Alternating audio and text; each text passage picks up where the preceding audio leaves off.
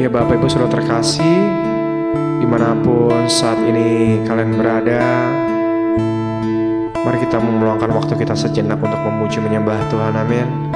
Biar pujian kita boleh menangkan hati Tuhan, biar pujian kita boleh memuliakan nama Tuhan, dan kehidupan kita senantiasa berbau harum dan menyenangkan hati Tuhan.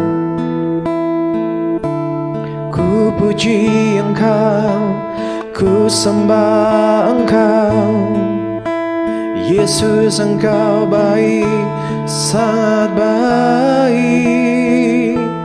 Menyembahmu, memujimu, tiada yang sepertimu, Tuhan. Nyanyi pujian bagimu, Tuhan, pujian bagimu, Tuhan. Namamu besar dan layak dipuji. Nyanyi pujian bagimu, Tuhan, pujian bagimu, Tuhan. Namamu besar dan layak dipuji.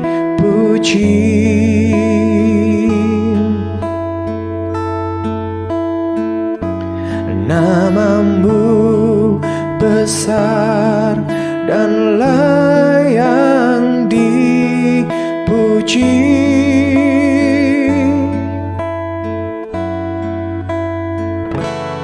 Namamu besar dan layak dipuji.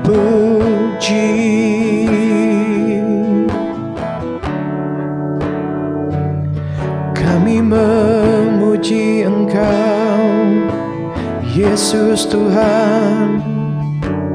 Oh,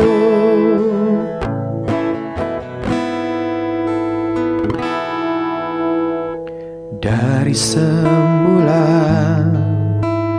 telah Kau tetapkan hidupku dalam tangan-Mu, dalam rencana-Mu Tuhan.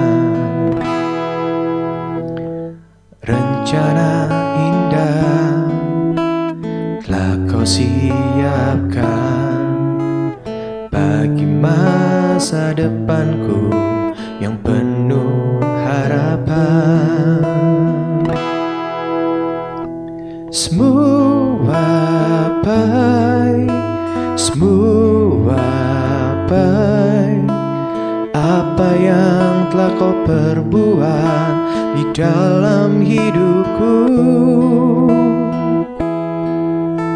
Semua baik, sungguh teramat baik. Kau jadikan hidupku berarti.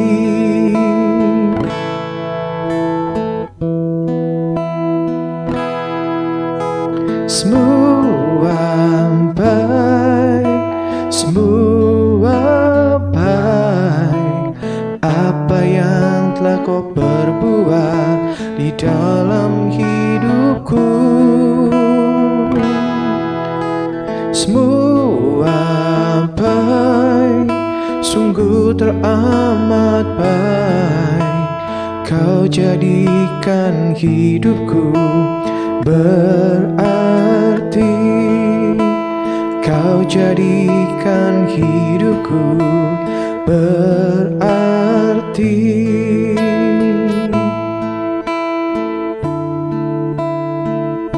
Sungguh baik Engkau Tuhan, sungguh baik Engkau Yesus.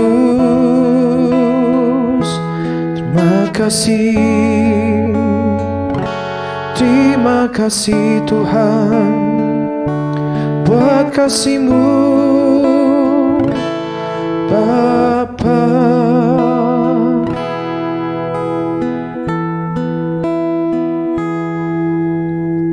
Semua baik, semua baik, apa yang telah Kau perbuat di dalam hidupku.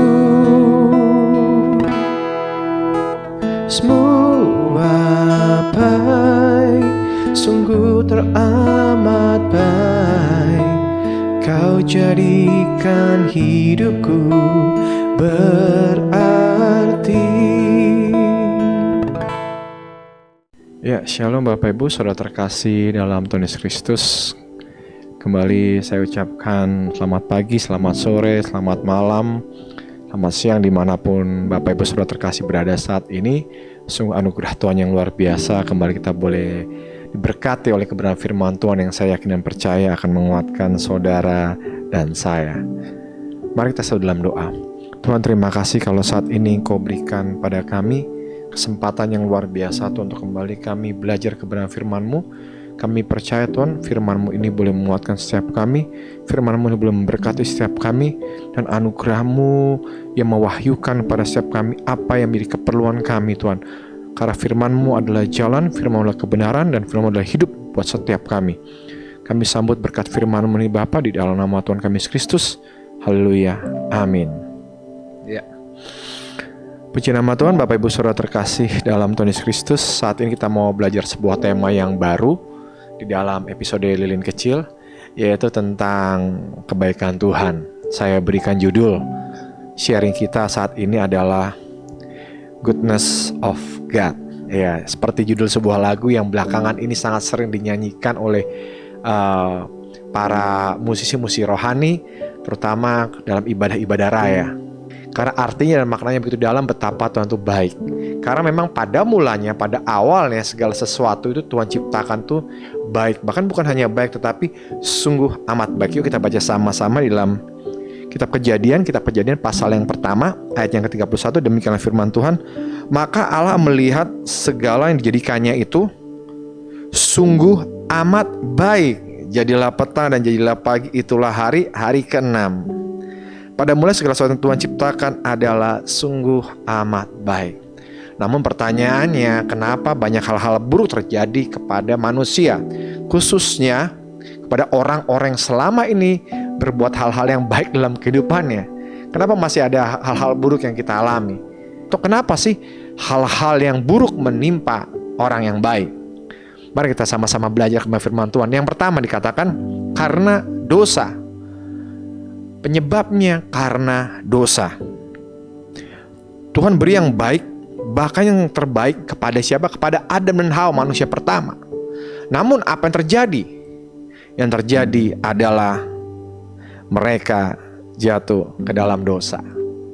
Ketika Tuhan mengatakan kepada Adam dan Hawa, janganlah engkau makan buah dari pohon kehidupan, apa yang Adam dan Hawa lakukan? Justru mereka memakannya. Mari saat ini kita bersama-sama introspeksi diri kita. Apakah hal-hal yang menimpa kita adalah akibat perbuatan kita yang tidak baik, yang tidak benar di mata Tuhan, atau perbuatan dosa? Dosa itu apa sih? Dosa itu adalah pelanggaran terhadap hukum Allah.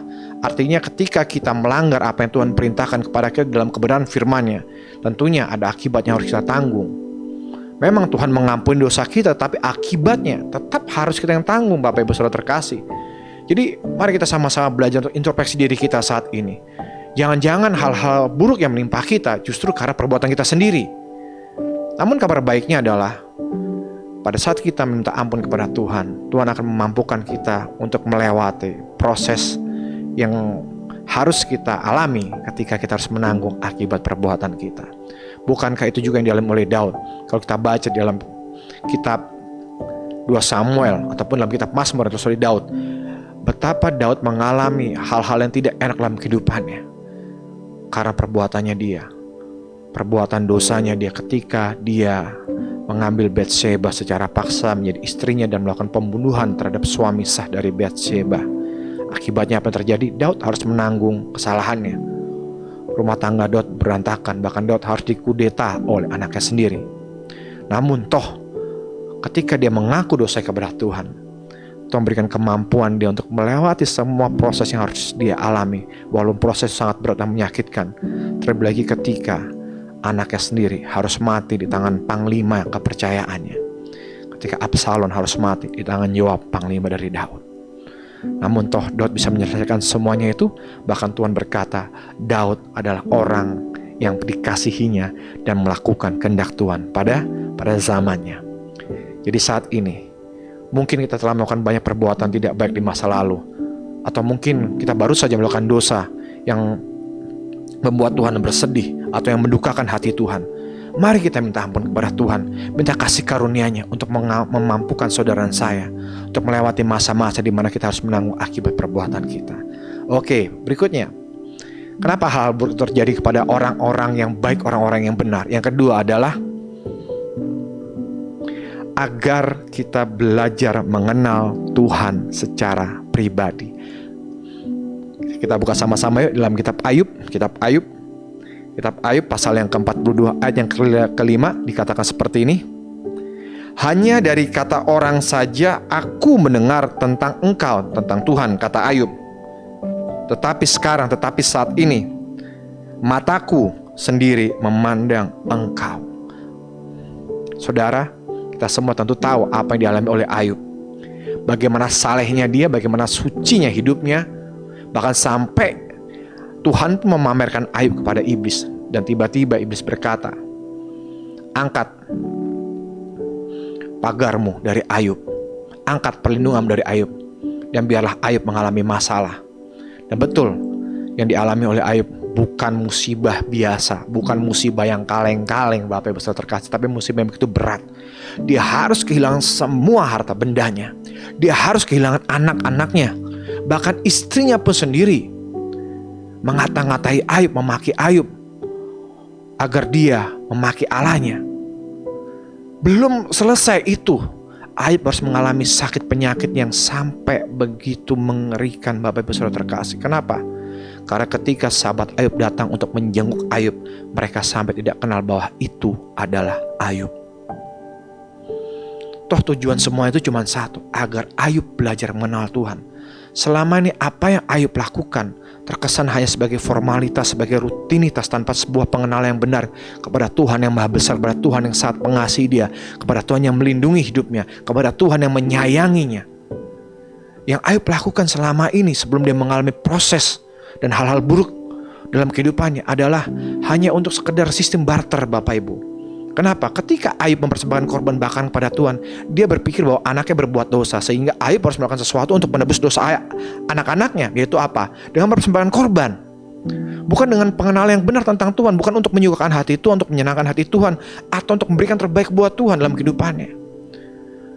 Jangan-jangan hari-hari ini Tuhan sengaja mengizinkan hal-hal yang buruk, hal-hal yang tidak baik menimpa saudara dan saya. Tujuannya cuma untuk menarik saudara dan saya lebih mendekat kepada Tuhan, untuk mengenal pribadinya. Tidak hanya sekedar dengar dari kata orang bahwa betapa baiknya Tuhan, betapa luar biasanya Tuhan, tetapi sesungguhnya agar kita secara pribadi mengenal siapa Tuhan yang kita sembah. Oleh karena itu, masalah apapun yang kita hadapi hari-hari ini, percaya ada sesuatu yang luar biasa yang Tuhan sediakan buat saudara dan saya, yaitu agar kita mengenal pribadi Tuhan, mengenal Tuhan secara pribadi, dan Tuhan mengenal saudara dan saya secara pribadi. Amin. Yang terakhir, kenapa ada hal-hal yang tidak baik, hal-hal yang buruk, musibah, permasalahan apapun Tuhan izinkan terjadi dalam kehidupan saudara dan saya? Yaitu untuk menguji kemurnian iman kita. Ujian kemurnian iman saudara dan saya. Mengapa iman perlu diuji? Karena hanya iman yang benar, bukan iman yang besar Bapak Ibu Saudara terkasih, tetapi iman yang benar yang akan diperhitungkan oleh Tuhan. Bukankah Tuhan Yesus Kristus sendiri berkata ketika dia datang kali yang kedua ke dunia ini, dia mencari iman. Dia tidak mencari perbuatan baik. Dia tidak mencari perbuatan religius. Dia tidak mencari orang-orang yang selama ini hidupnya terlihat baik. Tetapi ketika Tuhan Yesus Kristus datang kali yang kedua, yang dicari apa? Iman. Oleh karena itu dia berkata, apakah akan kudapati iman di bumi ini ketika aku datang kali yang kedua? Oleh karena itu, hal-hal yang tidak baik Tuhan izinkan untuk menguji iman saudara dan saya. Mari kita buka sama-sama di dalam kitab Petrus, kitab 1 Petrus pasal yang pertama ayat yang ke-6 sampai yang ke-7a. Demikianlah firman Tuhan. Bergembiralah akan hal itu. Hal apa? Masalah, persoalan, pergumulan yang tidak baik. Sekalipun sekarang ini kamu seketika harus bertukar-cita oleh berbagai-bagai pencobaan, berbagai-bagai masalah, berbagai-bagai pergumulan, berbagai-bagai macam persoalan. Maksud semuanya itu untuk apa? Ialah untuk membuktikan kemurnian imanmu, kemurnian iman saudara dan saya. Sebab begitu iman kita didapati Tuhan murni, tidak bercacat, tidak bercela, kita akan menerima berkat Tuhan yang luar biasa. Dikatakan bahwa kemurnian iman kita itu yang jauh lebih tinggi nilainya dari emas. Sehingga apa? Sehingga ketika iman kita murni di hadapan Tuhan, kita akan memperoleh puji-pujian dari siapa? Dari manusia? Bukan. Dari siapa? Dari orang yang hebat? Bukan. Dari siapa? Puji-pujian dan kemuliaan dan kehormatan pada hari Yesus Kristus menyatakan dirinya. Tuhan sendiri akan memuji kita. Tuhan sendiri yang akan memuliakan kita.